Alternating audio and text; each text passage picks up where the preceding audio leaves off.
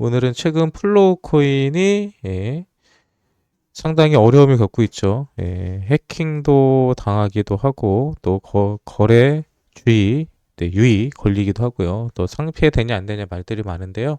이 플로우 코인에 대해서 분석한 내용을 함께 살펴보도록 하죠. 플로우 코인은 크립토키티와 NBA 탑샷을 개발한 데퍼랩스가 주도하는 레이 1 블록체인으로 본래 높은 안정성과 규제 친화적인 이미지를 구축해왔습니다. 그러나 2025년 말에 발생한 보안 사고는 이러한 신뢰를 근본적으로 흔들었습니다.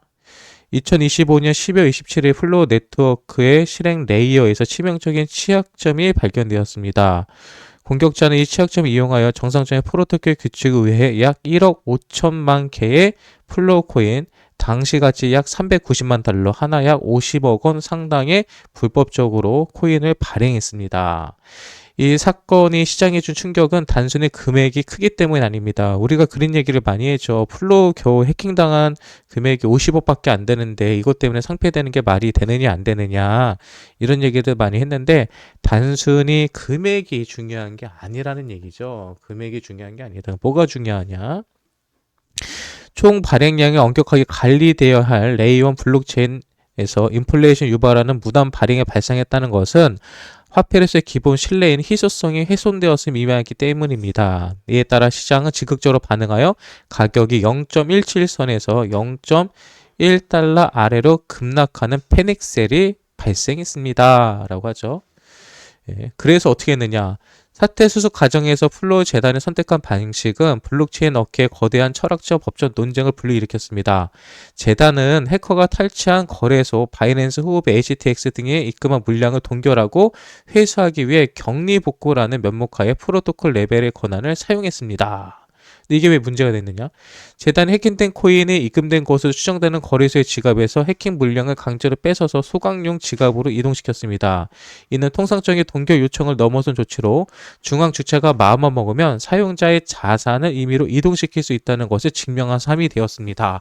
이게 이슈였네요. 저도 이런 내용에 대해서는 그동안 생각해보지 않았는데 생각해보게 되는 거네요. 다시 말해서 지갑상의 움직인 거에 대해서는 탈중앙화가 이 블록체인이 기본이잖아요. 그러면은 그거는 어떤 재단이라든지 누군가에 의해서 움직이면 안 된다는 거죠. 그런데 플로어 같은 경우는 해킹한 사람들이 그 코인을 거래소로 옮겼는데 거래소 옮긴 코인을 다시 롤백 해버렸다는 거죠. 다시 그거를 가져오는 거를 보여줬다. 근데 이거는 앞서 말했던 것처럼 임의로 이 자산을 이동시킬 수 있다는 점이 증명되었기 때문에 이거는 오히려 악재였다라고 보는 거죠.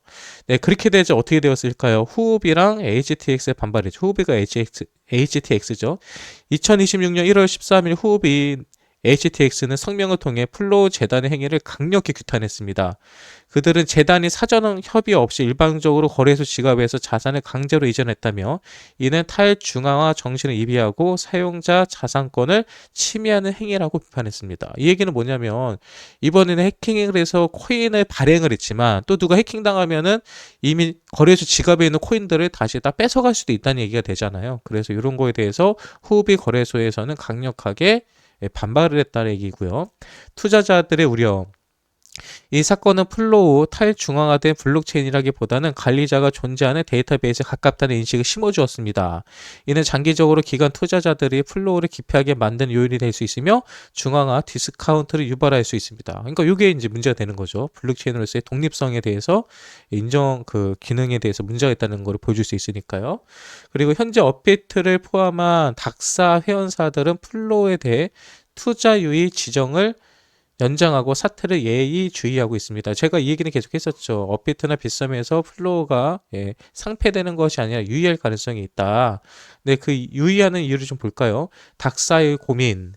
플로우 재단 해킹 물량을 성공적으로 회수하고 소각한다면 시장에 덤핑된 물량이 사라지므로 기존 투자자들을 보호할 수 있습니다. 그러니까 사실 이 문제를만 잘 해결하면 뭐 투자자들은 아무 손해볼 게 없죠. 그런데 네트워크 건전성만 보면은 산장 폐지를 할 수 있다는 거죠. 재단이 자산을 마음대로 이동시킬 수 있는 블록체인을 탈중앙화된 가상자산으로 인정할 수 있는가에 대한 문제입니다. 또한 후베와 같은 글로벌 거래소와의 법정 분쟁 가능성도 리스크 요인입니다. 네, 그러나 한국의 규제 당국은 정통적으로 형식적 탈중화보다는 실질적 소비자 보호를 중시하는 경향이 있습니다. 따라서 재단이 해킹 물량 전량을 소각하여 인플레이션 리스크를 해소한다면 의 종목 지정이 해제될 가능성이 상장 폐지될 가능성보다 높다고 분석됩니다. 과거 2024년 프로젝트 B처럼 강화된 보안 검사를 제출하고 리스크를 해소하여 경고가 해제된 전례가 이를 받침합니다. 라고 하죠. 그러니까 많은 분들이 플로우가 과연 국내 시장에서 업비트나 비스듬에서 상폐가 될 거냐 안 될 거냐를 가지고 지금 많이 고민을 하시고 걱정을 하시잖아요. 근데 이 보고서에서 얘기하는 것처럼 실제로 닥사에서는 그 투자자들을 보호한다면 그거에 대해서는 상장 폐지까지 가지 않는다라는 거죠. 그러니까 플로우 같은 경우는 해킹된 물량에 대해서 잘만 해결을 하면은 업비트나 비썸에서는 살아남을 가능성이 더 높다라고도 볼 수 있습니다. 그리고 이제 1월 30일 날이 운명의 날이네요. 플로우 재단은 회수한 1억 5천만 개의 위조 토큰을 2026년 1월 30일 전량 소각하겠다고 발표했습니다. 이는 현재 플로우 사태의 분수에 대해 결정적인 이벤트입니다라고 하죠. 그러니까 플로우 갖고 계신 분들은 1월 30일 날 전량 소각이 명확하게 되는지를 확인하시면 될 것 같아요. 1월 30일 소각이 온체인상에서 투명하게 확인될 경우 닥사는 이를 근거로 2월 초 유의 종목 지정을 해제하고 입출금을 재개할 가능성이 큽니다. 이는 불확실성 해소로 이어져 강력한 쇼 커버링과 반등을 유발할 수 있습니다. 만약에 실패할 확률에 대해서도 얘기하는 거예요. 만약 법적 분쟁 등으로 소각이 지연되거나 추가적인 취약점이 발견될 경우 닥사는 더 이상 기다리지 않고 상장 폐지를 할 수 있다라고 얘기하는 거죠. 그리고 이 플로우 코인에 대해서 기술적인 분석에 관해서도 좀 해볼게요. 플로우 같은 경우는 현재 RSI가 29.6입니다. 29.6. 이건 어떤 거 의미한다? RSI가 30 미만, 40 미만 떨어지는 것은 과매도 상태다. 그러니까 지금 사람들이 너무 많이 팔고 있다라는 거죠. 그리고 50일 이동 평균선을 봤을 때는 하향 추세다. 그리고 200일 이동선도 그 밑에 있기 때문에 하향 추세. 그 MACD 같은 경우도 0.0032. 그러니까 이거 같은 경우는 미약하게 아주 매수가 발생할 수 있는 구간이기도 하고요. 그리고 다이버전스로 인해서 반등이 나올 수도 있는 구간이다라고 보여집니다. 그러니까 이런 부분들 살펴보시면 될 것 같아요. 뭐 관련된 내용들은 뭐 참고 자료들 다 해서 나온 거기 때문에 명확합니다. 그래서 플로우 갖고 계신 분들 일단은 상패 관련된 문제에 대해서는 1월 30일 날 소각이 명확하게 이루어진 확인해 보시고요. 소각이 명확하게 이루어진다면 상패까지는 가지 않을 가능성이 높다라는 게 현재 보고서의 취지라고 보시면 될 것 같습니다.